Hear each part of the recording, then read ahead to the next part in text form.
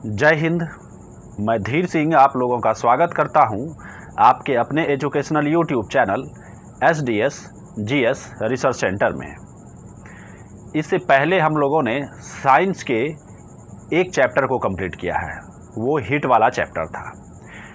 उसमें हम लोगों ने हीट का थ्योरी वाला पार्ट भी देखा, फिर उससे रिलेटेड कुछ क्वेश्चंस को भी हम लोगों ने देखा, जो कि अभी तक मेरा 3 पार्ट में आया है। और आगे जो हीट से रिलेटेड जो क्वेश्चंस हम लोग देख रहे हैं और भी कुछ पार्ट आ सकता है। तो इसी बीच मैंने सोचा क्यों ना इतिहास सब्जेक्ट को भी स्टार्ट किया जाए।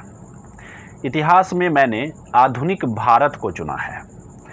आधुनिक भारत को चुनने के पीछे का रीज़न ये है, अगर आप प्रशासनिक सेवा यानी कि BPSC, PCS या अन्य प्रशासनिक सेवा के एग्ज़ाम्स का प्रिपरेशन कर रहे हैं तो उसमें इस आधुनिक भारत से बहुत ही क्वेश्चन पूछा जाता है। और ये जो आधुनिक भारत है, या बोल लें तो इतिहास का जो सब्जेक्ट है, कहाँ से क्वेश्चंस को पूछेगा इस बात का अनुमान आप नहीं लगा सकते हैं, क्योंकि बड़े बड़े जो सर लोग हैं उनका भी कहना यही है। क्योंकि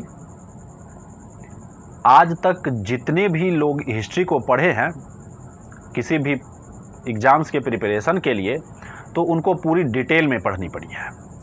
तो मैं भी कोशिश रखूँगा कि जो भी वीडियो बनाऊँ पूरा डिटेल में बनाऊँ। तो आइए चलते हैं आधुनिक भारत के फर्स्ट वीडियो के तरफ।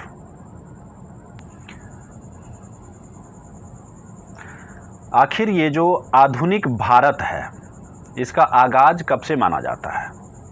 तो हमारे इतिहासकारों का कहना है कि ये औरंगजेब की मृत्यु के साथ ही आधुनिक भारत का आगाज़ हो जाता है। यानी कि हमारे जो हिस्ट्री में हम लोग आधुनिक भारत यानी कि मॉडर्न हिस्ट्री को जो पढ़ते हैं, वो औरंगजेब की मृत्यु के साथ ही ये स्टार्ट हो जाता है। तो औरंगजेब की मृत्यु हुई कब? तो फरवरी 1707 में, यानी कि फरवरी 1707 ईस्वी में औरंगजेब की मृत्यु हो जाती है। कहा जाता है कि जो मुगल साम्राज्य अपनी विस्तृत सैनिक शक्ति और सांस्कृतिक ढांचा के लिए जाना जाता था, औरंगजेब की मृत्यु के बाद बिल्कुल ही छिन्न भिन्न हो गई। औरंगजेब के बाद कोई भी ऐसा बादशाह नहीं आया जो कि मुगल सल्तनत को या मुगल साम्राज्य को अच्छी तरीके से चला सके। स्टेनले लेनपुल का कहना है कि औरंगजेब अगर अपने जैसा कोई शासक भी छोड़कर जाता तो भी मुगल साम्राज्य का पतन निश्चित था, क्योंकि बीमारी कुछ हद तक बढ़ गई थी। अब इस बीमारी से मतलब क्या है? कुछ षड्यंत्र ज़्यादा ही होने लगा था, और भी बहुत सारे बातें थी। और इसमें एक खास बात ये भी रही कि औरंगजेब अपने किसी बेटे पर विश्वास नहीं करता था। वो खुद शासन की बागडोर बूढ़े होने तक अपने हाथ में थाम कर रखे। शायद अगर वो अपने किसी बेटे को तैयार करते तो शायद इतिहास कुछ और होता, लेकिन वो खुद ही शासन करने लगते हैं। जब वो बूढ़े हो जाते हैं, फिर उसकी मृत्यु हो जाती है, तो उनके बेटों के बीच में उत्तराधिकार के लिए युद्ध होता है। अब ऐसा भी कहा जाता है, इतिहासकारों का मानना है कि मुगल साम्राज्य के कुछ ही ऐसे बादशाह हुए जो कि अच्छे तरीके से शासन कर पाए।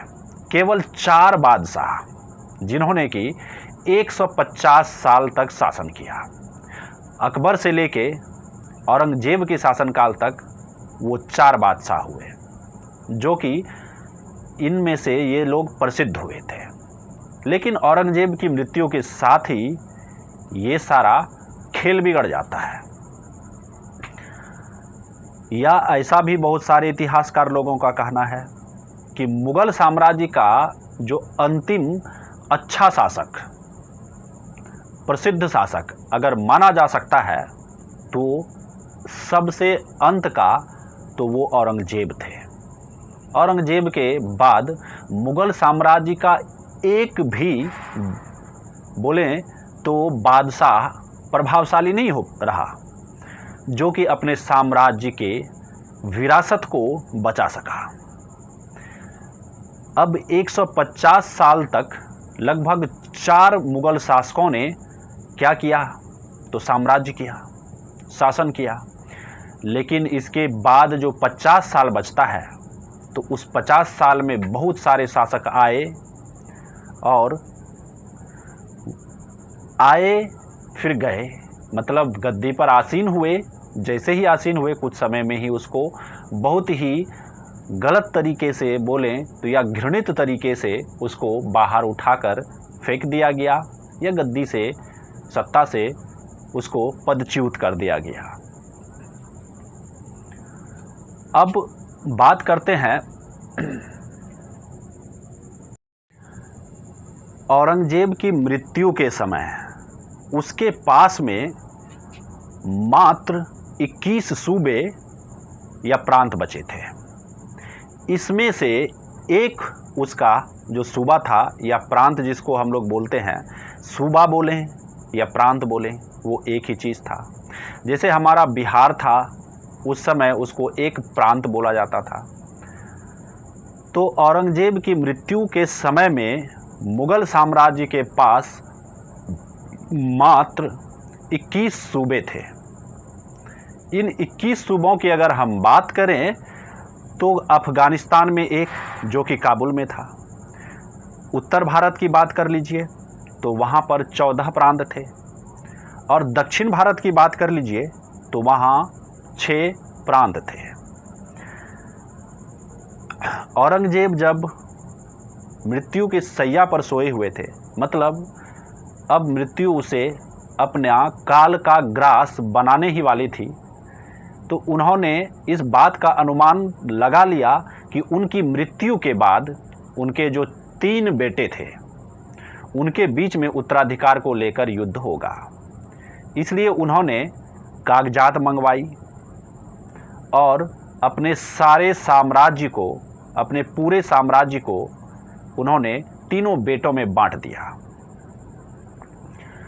तो बात यहाँ पर ये आती है कि औरंगजेब के उन 3 बेटों का नाम क्या था। उन 3 बेटों का नाम था, सबसे बड़ा जिसको कि हम लोग बहादुर शाह के भी नाम से जानते हैं, वो था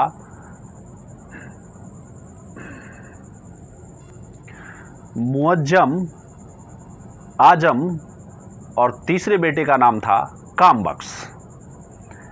मुअज्जम को ही हम लोग बहादुर शाह के नाम से जानते हैं, और भी एक नाम है उनका, आप उसको गूगल करें, उसका नाम को ढूंढें और हमारे कमेंट बॉक्स में उसका नाम को बताएं। उसके बाद उनके पिताजी जो थे, औरंगजेब जो थे, उन्होंने सारे विरासत को बांट दिया। तो सारे विरासत को बांटने के बाद अब सवाल ये उठता है कि उनकी मृत्यु के बाद क्या उनके 3 बेटों के बीच उत्तराधिकार के लिए फिर से युद्ध नहीं हुआ? तो इस प्रश्न का जवाब हम लोग अगले वीडियो में जानेंगे। तो अगले वीडियो में मिलते हैं, तब तक के लिए जय हिंद।